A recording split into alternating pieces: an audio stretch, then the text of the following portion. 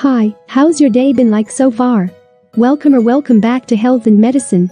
We introduce the greatest and the latest about health and medicine in a fun way, hoping to help you keep healthy and happy. If this is your first time here, and you want to learn the practical, informative health tips and hacks that matter most to you, start now by hitting the subscribe button and notification bell icon to not miss the next update.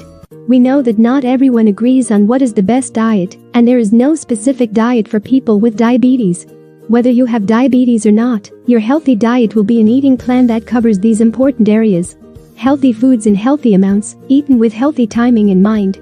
This can help you control your blood sugar, maintain a healthy weight, and keep your risk of heart disease low. This way of eating also can prevent, control, and may even reverse the disease, and it's not just for people with diabetes. Let's clear some myths about diabetes and diet first. 1. Myth.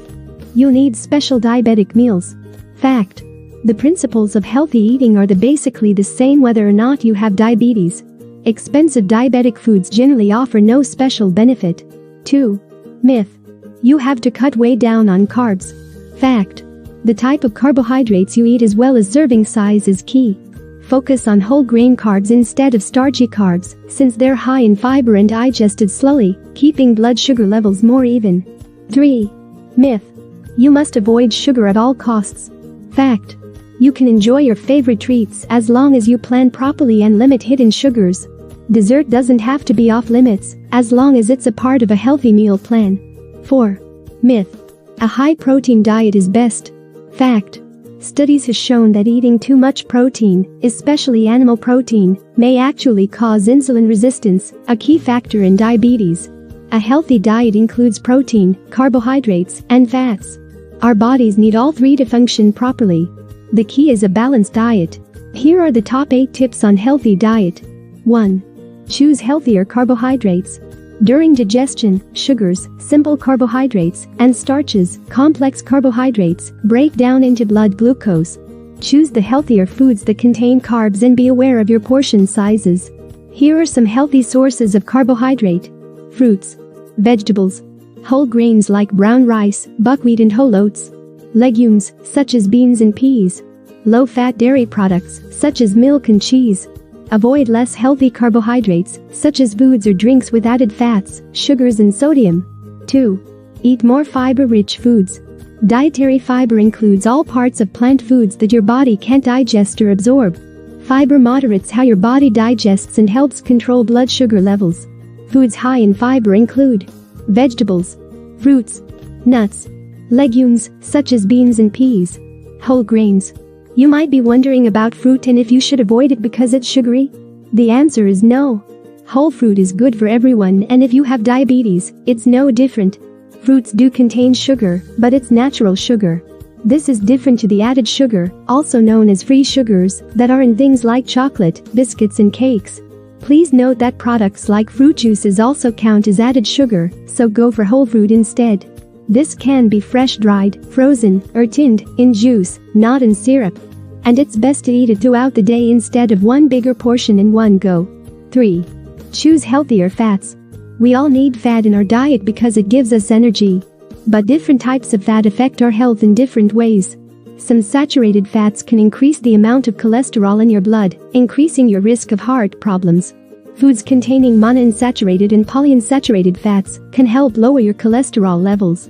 These include avocados, nuts, canola, olive and peanut oils. But don't overdo it, as all fats are high in calories, so try to grill, steam or bake foods instead. 4. Be smart with snacks. If you want a snack, choose yogurts, fruits, vegetables, unsalted nuts, seeds, instead of crisps, chips, biscuits, and chocolates. But watch your portion still, it'll help you keep an eye on your weight. 5. Cut down on added sugar. We know cutting out sugar can be really hard at the beginning, so small practical swaps are a good starting point when you're trying to cut down on excess sugar.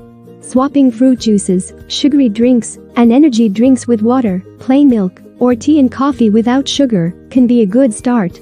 You can always try low or zero-calorie sweeteners, also known as artificial sweeteners, to help you cut back at the beginning. If your diabetes treatment means you get hypos, which is a low blood sugar status, and you use sugary drinks to treat them, this is still important for your diabetes management and you shouldn't cut this out. However, if you are having regular hypos, it is really important to discuss this with your diabetes team. 6. Drink alcohol sensibly. Alcohol is high in calories, so if you do drink and you're trying to lose weight, think about cutting back. Try to keep to a maximum of 14 units a week. But spread it out to avoid binge drinking and go several days a week without alcohol. If you take insulin or other diabetes medications, it's also not a good idea to drink on an empty stomach. This is because alcohol can make hypos more likely to happen. 7. Consider supplements smartly. There's no evidence that mineral and vitamin supplements help you manage your diabetes.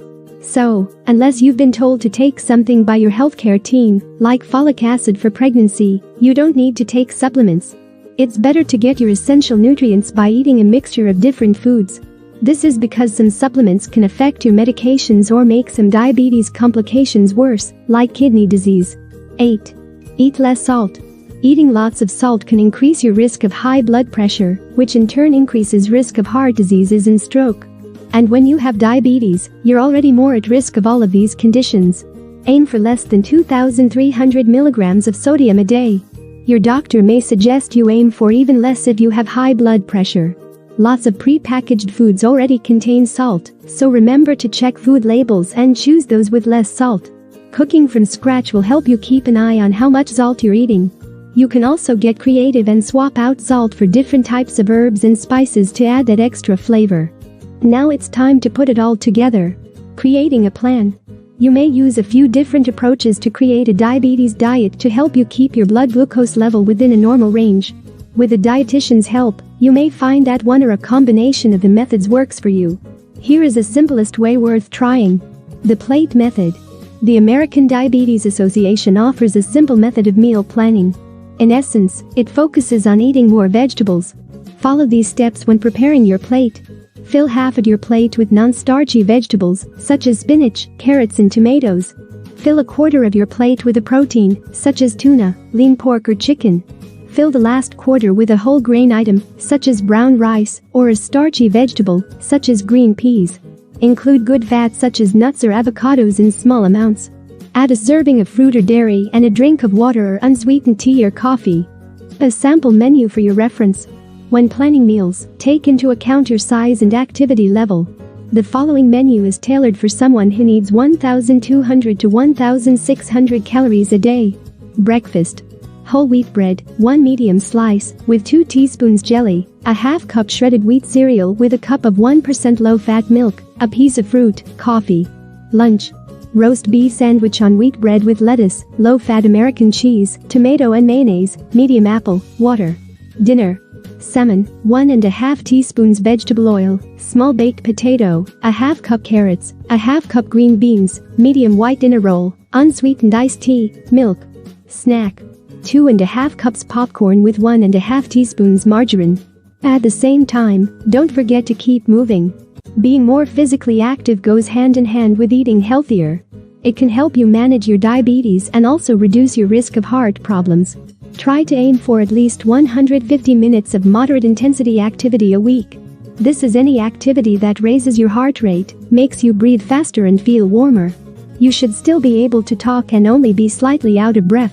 And you don't have to do all 150 minutes in one go. Break it down into bite-sized chunks of 10 minutes throughout the week or 30 minutes 5 times a week. If you're interested in more diabetic information or managing tips, welcome to check these videos.